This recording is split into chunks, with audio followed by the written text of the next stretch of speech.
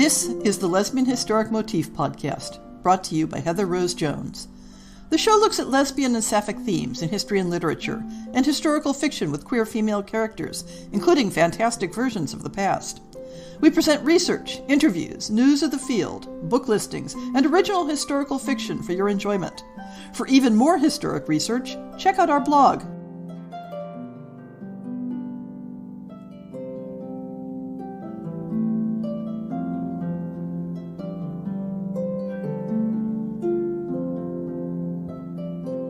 January is an exciting month at the Lesbian Historic Motif Podcast because it's when submissions are open for the year's short story series.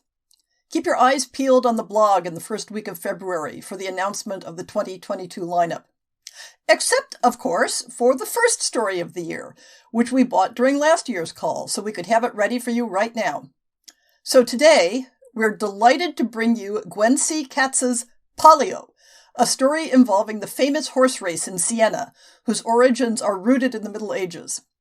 The modern version of the Palio was established in the mid-17th century, and this is the setting of today's story. Gwen Katz is a writer, artist, game designer, and retired mad scientist who lives in Altadena, California, with her husband and a revolving door of transient animals. Her first YA novel, Among the Red Stars, follows the adventures of the all-female World War II bomber regiment known as the Night Witches. Her short fiction has appeared in venues like Glitter Ship, the Prism Award-winning Dates 2, and We're Here, the Best Queer Speculative Fiction 2020. When she's not making up stories, she can be found hiking, gardening, and teaching kids about wildlife at the local nature center. Our narrator for this episode is Violet Dixon. Violet lives with her wife, 2 teen sons, and 4 tolerant cats outside Philadelphia. When not in the recording booth, she plays and teaches acting. Other lesbian titles that she has narrated include Janelle M. Ferreira's The Covert Captain and Casey Luck's Vedandi and her Darkness series. This recording is released under a Creative Commons Attribution, Non-Commercial, No Derivatives 4.0 International Public License. You may share it in the full original form, but you may not sell it, you may not transcribe it, and you may not adapt it. Palio by Gwen Katz. Say your prayers, Bartolomeo. Francesca tensed at the sound of the jeering voice. She touched her brother's arm. Ignore him. But you didn't become a Palio jockey by having a cool temper. Bartolomeo turned and glared. Raffaello? The other jockey grinned at him.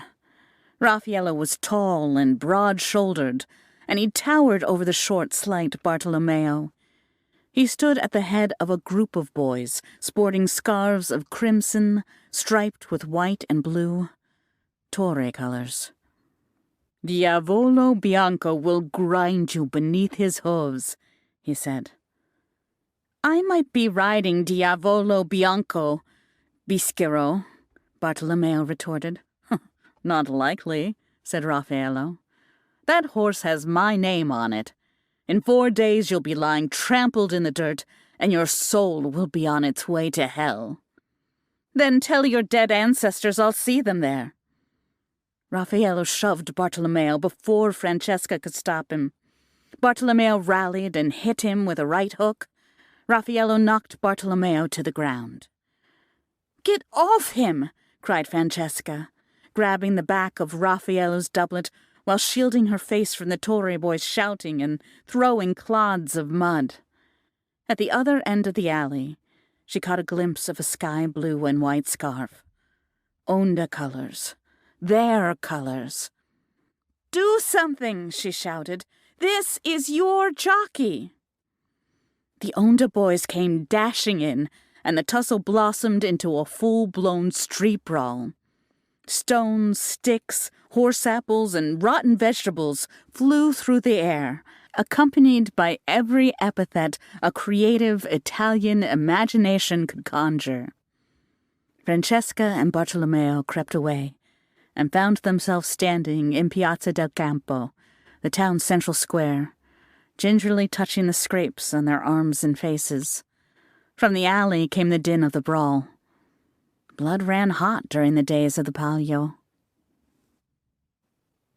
Francesca and Bartolomeo were too old to whip, but Francesca doubted their father would have done it anyway. No red-blooded Onda man could truly be angry at his son for punching a Torre jockey. He contented himself with shaking Bartolomeo by his shoulders and shouting, "What were you thinking? You race in 4 days! What if you had been hurt?" "He deserved it," said Bartolomeo sulkily. Their father threw up his hands. "He deserved it. You could have handed the victory to Torre, and you tell me he deserved it? If in 4 days he has the banner and we are still Nona, will you still be saying they deserved it?" Nona meant grandmother. The title went to the contrada that had gone the longest without a victory in the Palio, and Onda had carried it since before Francesca was born. But this year, everything would change. This year, they had Bartolomeo. 20 years ago, an Arab boy had arrived in Siena with 2 racehorses and dreams of victory. But Lady Luck had other ideas. He never once rode his own horse in the Palio. His horses won. He did not. It was not all bad, though. He met a beautiful girl from a family of weavers, and they raised a pair of skinny, dark-eyed twins who loved horses as much as their father did. Francesca's first memories were of sitting perched in front of her father on a horse that seemed as tall as a mountain, shrieking with delight. But Bartolomeo was the real talent. He moved with the horse like they were one creature. He was the one who would win the Palio for Onda. 4 more days, said their father. Then you punch him. Do you think you can manage that? The blood on Francesca's scrapes was not yet dry when the drawing took place. Il Campo was packed, but then there would hardly be a moment in the next 4 days when it was not packed. The piazza was shaped like a seashell, its sloping surface leading not to a cathedral, but to the city hall, where the mayor waited with 2 baskets of capsules. In one set of capsules were the numbers of the horses. In the other were the names of the contrade, Siena's 17 districts. The horses stood, tossing their manes, a number painted on each animal's rump. No pedigreed racehorses here, but mixed breeds, black and chestnut, dappled and bay. But all eyes were on number 7, the one called Diavolo Bianco. He was a tall, white stallion, his neck perfectly arched, his body well muscled, every inch a champion. He snorted as if displeased to be shown alongside such a motley assortment. His damn sire was one of mine, said Francesca's father. Don't be fooled by his size. There's true Arabian blood in him.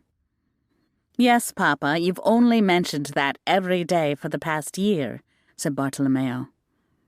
Don't be smart, kid. That's the horse that will carry us to victory. The 3 of them stood among the people of Onda, wearing white and blue clothes and waving flags with the symbol of the dolphin. They waited in not-so-silent anticipation to find out which contrada would receive which horse. The jockey could be substituted. The horse could not. On the other side of Il Campo, surrounded by people flying the tower-carrying elephant of Torre, Raffaello caught Bartolomeo's eye and mouthed, Nona. Francesca and her father each grabbed one of Bartolomeo's elbows. Francesca looked him in the eye and shook her head. The mayor opened the first pair of capsules and read out, Number 12, Aquila. A massive cry of disappointment from the part of the crowd dressed in yellow, blue, and black. They surrounded their dejected jockey as he led away a pigeon-toed gray mare. Draco drew another poor horse, then Pantera. With each outcry from the crowd, Francesca's pulse thrummed a little more. She gave Bartolomeo's hand a squeeze and was startled to find that he was trembling. "Number 15, announced the mayor. "Onda." Francesca's heart plummeted. Bartolomeo slumped. He trudged forward and reluctantly took the proffered reins of a small, thin-faced bay mare with one white foot. Surrounded by a press of people in sky blue and white, they led the horse down Sienna's winding streets to the Onda stable. "It's all right," said Francesca, squeezing her brother's shoulder. "It's not the horse that matters, it's the rider." Which was an even bigger load of dung than the ones the horses were leaving on the piazza.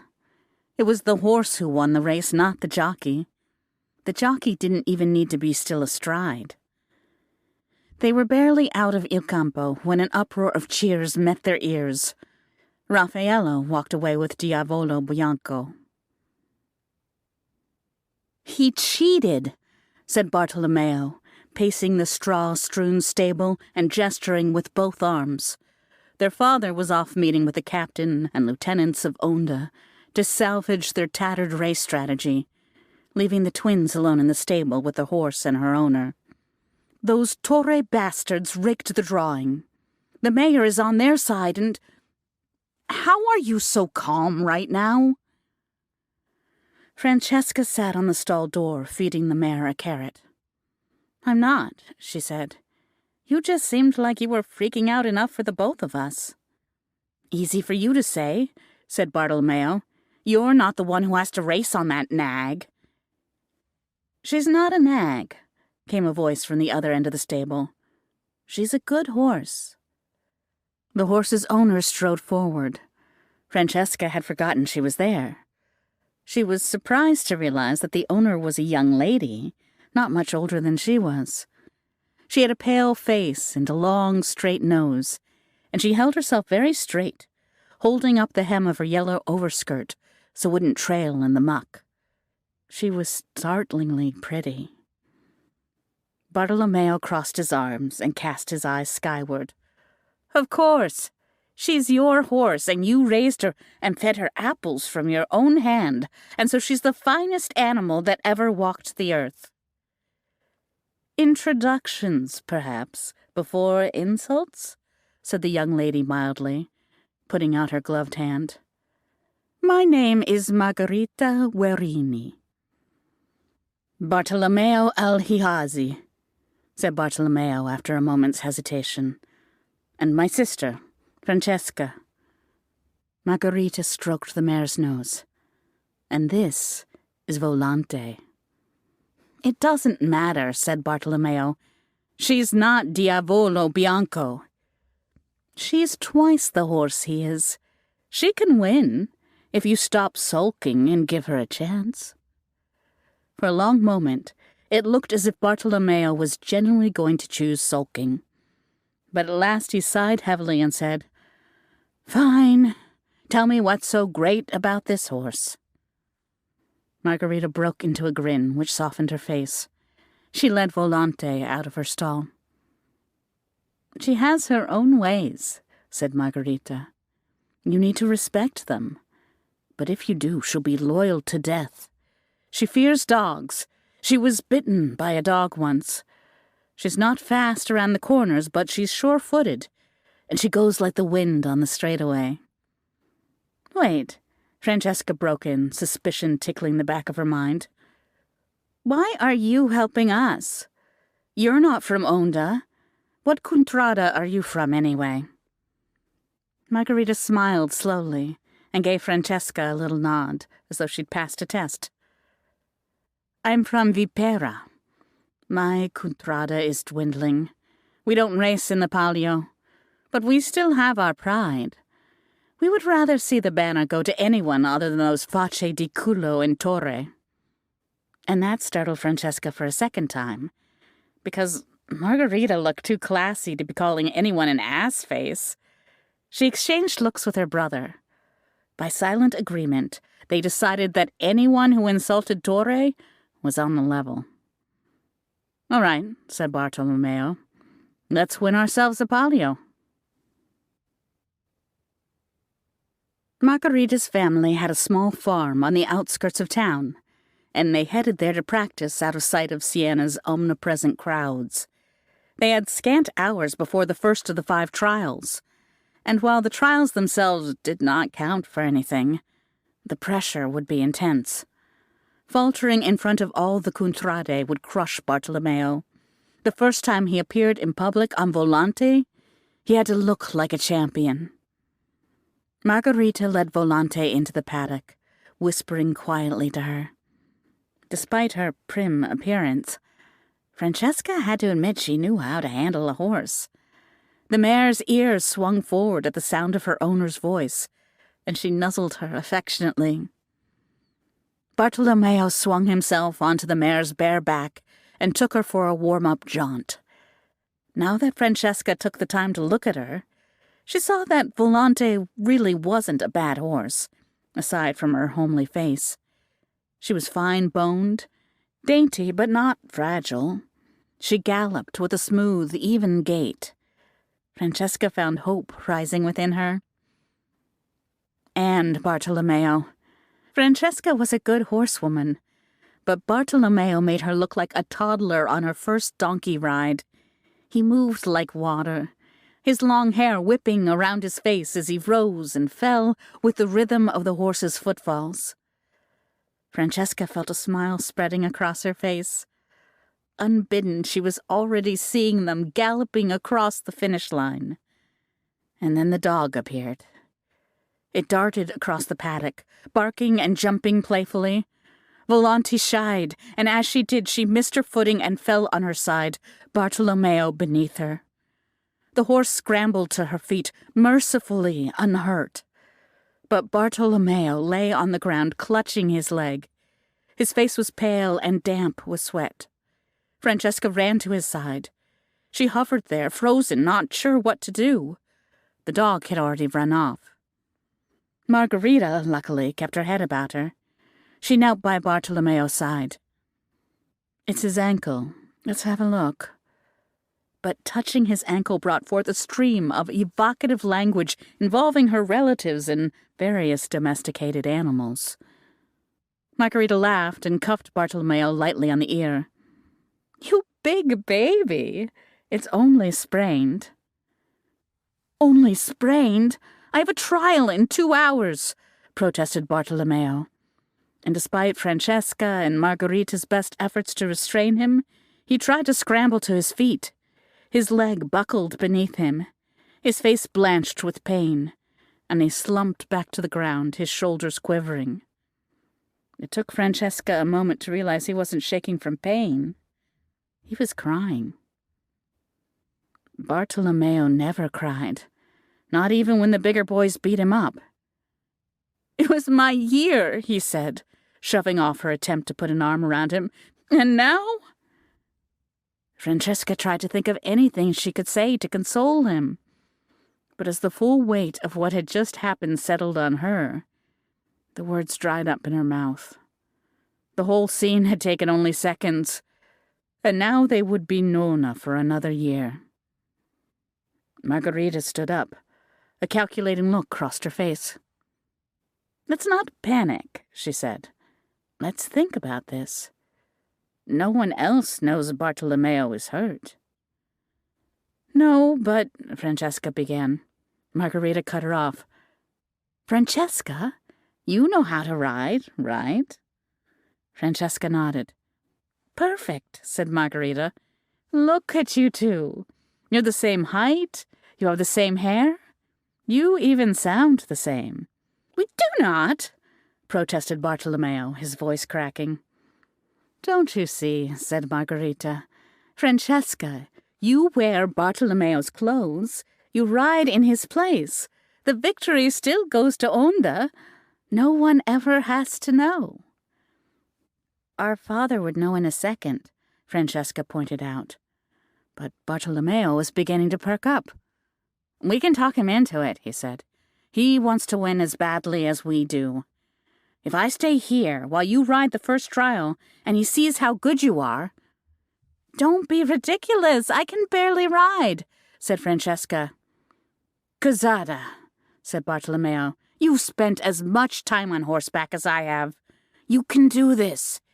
He looked up at her, his dark eyes pleading, "Please, if the Contrada finds out what happened, they'll despise me." "If we get caught—" Margarita waved her off. "You won't be. If you lose, who cares? And if you win, which of the Contrade will want to admit they lost to a girl?" This was beginning to sound terrifyingly possible. Francesca looked at the horse, who had recovered from her scare, and was now contentedly cropping weeds at the edge of the paddock. All she had to do was ride her 3 times around Il Campo. That wasn't so frightening, was it? Francesca said quietly, "I guess we'd better get to work." The reins were slippery in Francesca's damp hands. The late June sun beat down oppressively, leaving her sweaty, even in Bartolomeo's light doublet. Without her women's undergarments, her body felt squirmy and unstable, and she felt exposed, keenly aware that anyone could be looking at the space between her legs. Her loose hair kept blowing into her mouth. How did Bartolomeo go around like this all the time? Volante stirred restlessly beneath her. The spirit of the Palio had gotten into her, too. Francesca didn't have much practice at bareback riding, and she clung nervously to the reins, fearing that she'd lose control in the chaos of the race. Just stay on, she told herself. Jockeys jostled and horses nipped at each other as they took their places between the ropes. Raffaello gave Francesca a smug grin from atop the big white horse. Sudden fear that he'd seen through the ruse shot through her, and she turned away, her face coloring. But he only shouted, "Ready to stare at a horse's ass, Bartolomeo?" Do what Bartolomeo would do, she thought. Say what he would say. So she swallowed and shot back. "I already am staring at one." The ropes dropped. The trial began. The horses took off in a river of many colors. All was noise and confusion and clods of earth kicked up by 68 pounding hooves. Francesca lost her nerve and reined Volante back, letting the leaders dart ahead. They swept around the great curve of the piazza and down the treacherous slope into the first corner. Around the corner, the horses leaned at almost 45 degrees, and Francesca gritted her teeth, willing Volante not to lose her footing on the steep ground. The jockey from Lupa misjudged the turn and collided with the church wall. He fell rolling away into the crowd to avoid being trampled.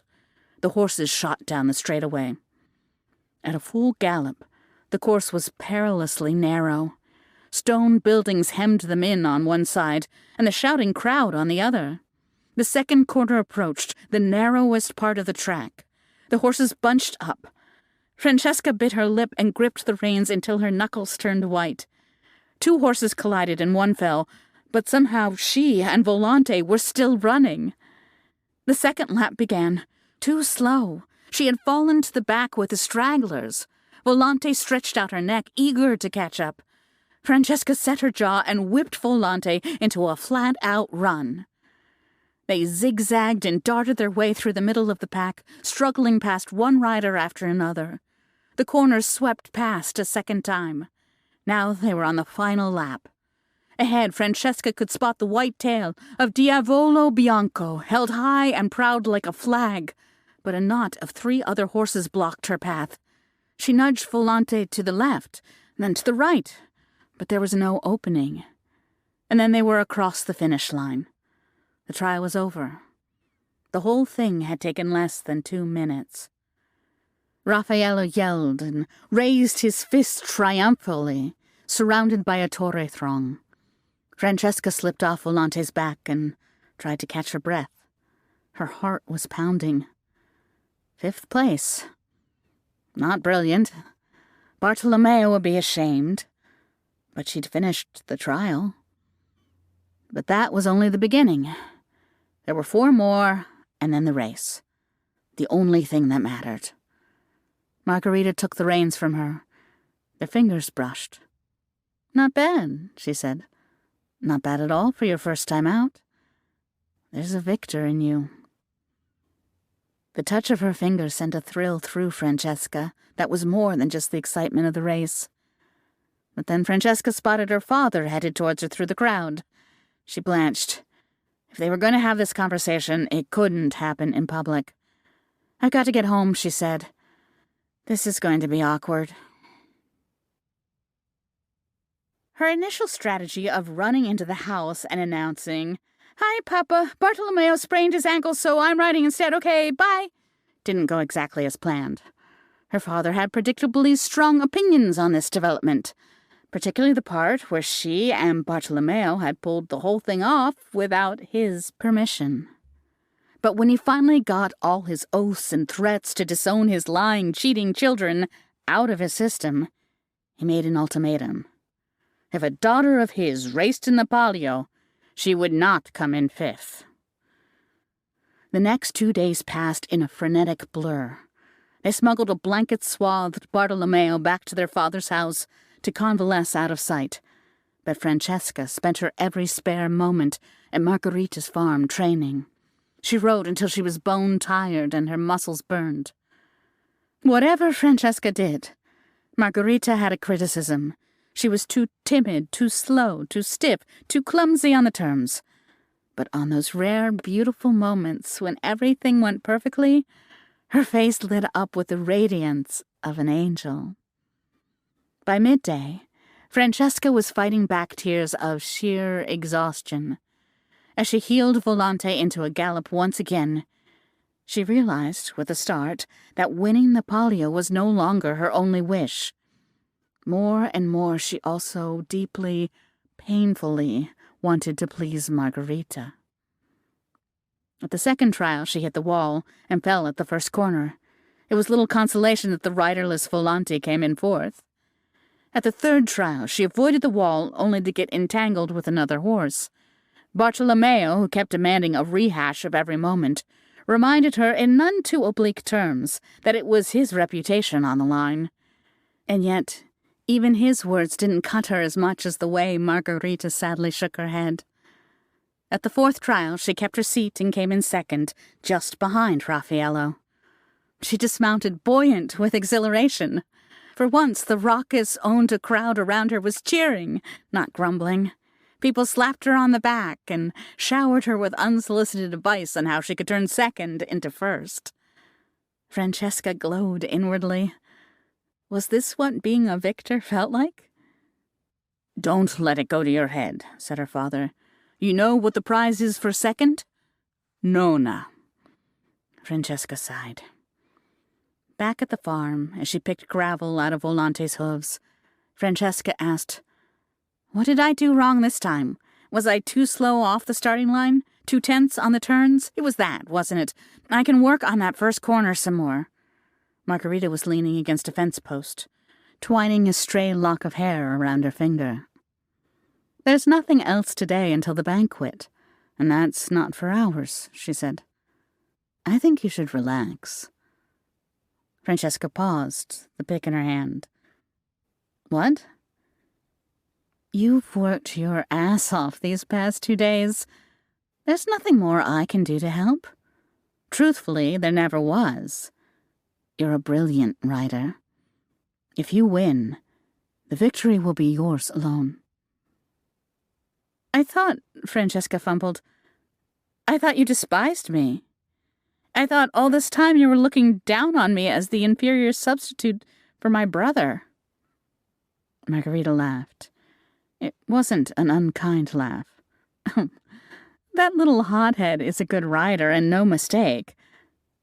But you're magnificent." She slipped her arm off the fence post and came over to Francesca. "Madonna Santa," she was enchanting. Francesca couldn't take her eyes off the curve of her neck, the smooth shape of her jaw. "All those hours watching you on Volante," whispered Margherita, "watching the way you move. And all I could think was..." She kissed Francesca. Francesca scarcely had time to be shocked before Margherita's arms were around her, pulling her near, her touch close and intimate without the protection of a bodice and layers of skirts. Francesca had expected Margarita to feel stiff and cold, like embracing a ceramic doll. Nothing had prepared her for the warmth she found. They half-walked, half-tripped into the house, unwilling to let go of each other. Margarita tapped a cask of wine and filled 2 leather cups. "Moscata," she said. "You deserve it." And then, in a moment of indulgence, she dragged in a wooden tub from outside and began hauling in buckets of water from the pump to heat over the hearth. When Francesca offered to help, Margarita shook her head. "You rest." They lay half-dressed on the pillow-strewn sofa while the water heated. Francesca's gaze wandered over the green, red, and yellow frescoes adorning the walls, most featuring the serpent of Vipera.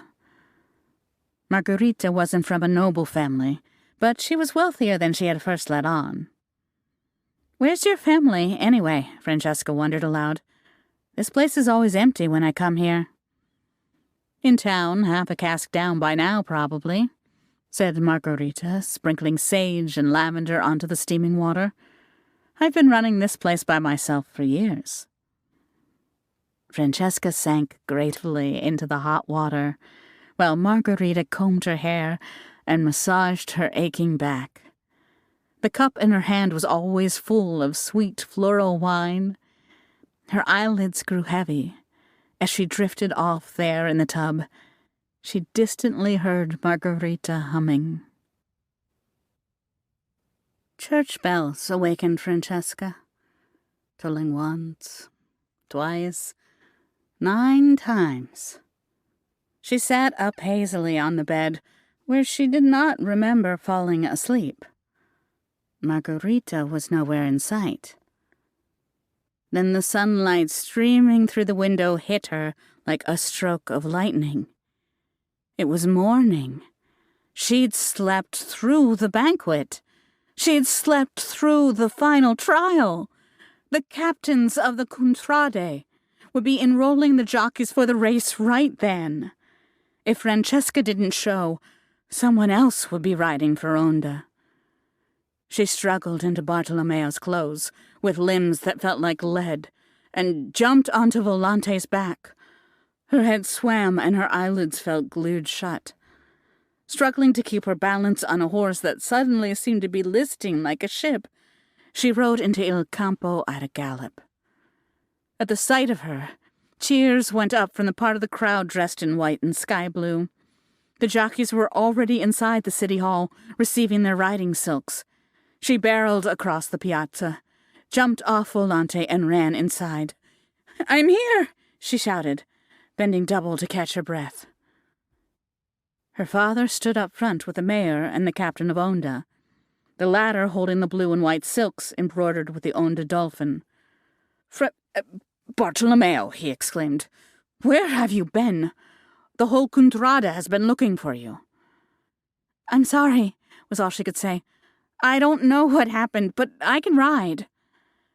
The captain handed her the silks. Her father whispered, "Don't let us down." Francesca's head reeled as she staggered through the pageantry before the race. Was it the wine? She hadn't drunk that much, had she?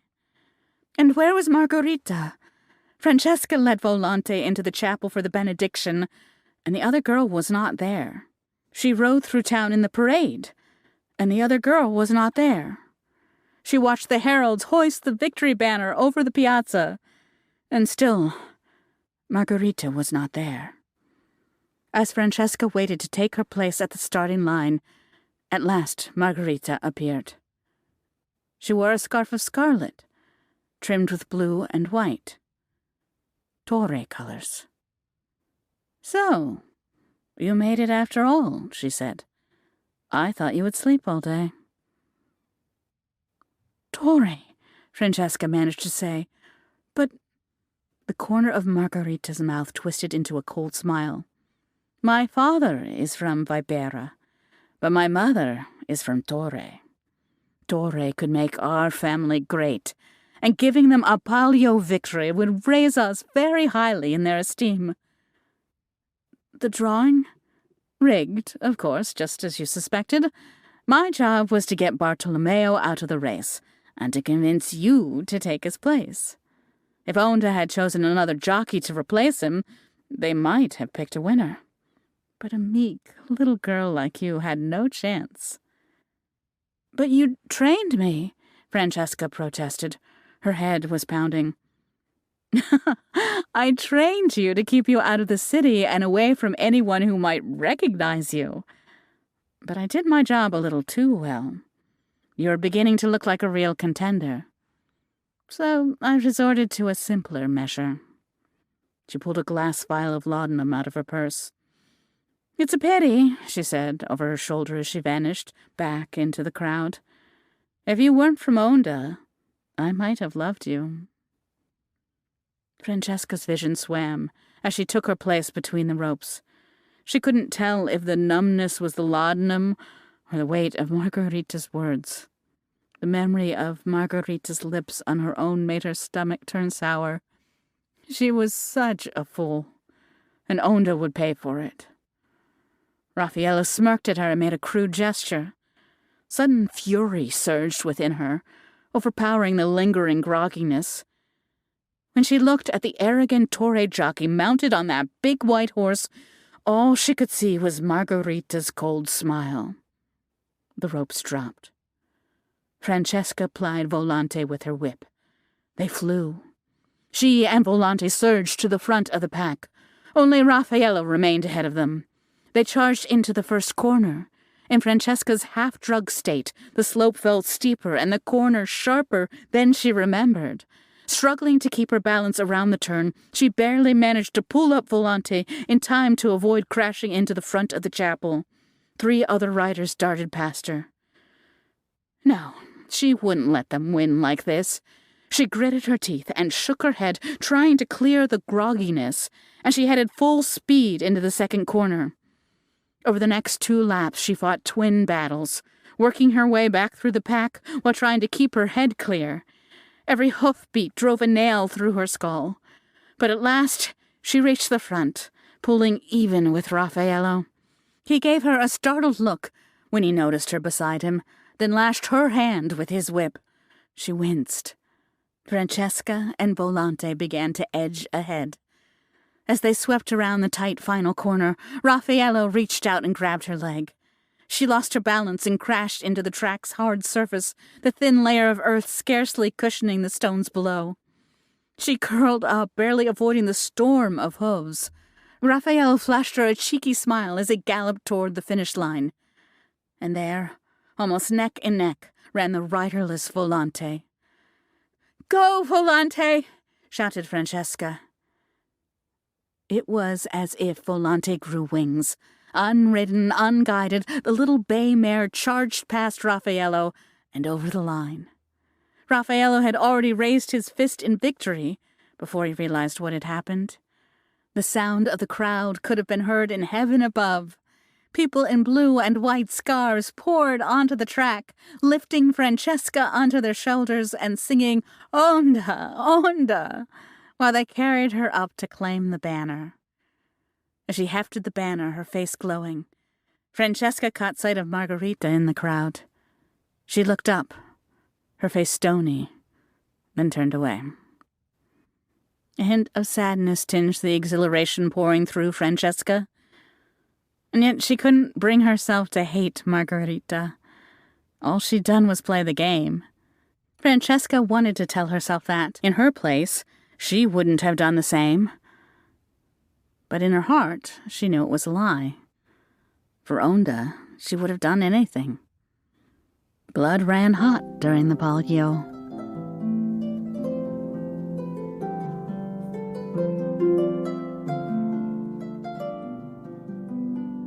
I hope you've enjoyed this episode of the Lesbian Historic Motif Podcast.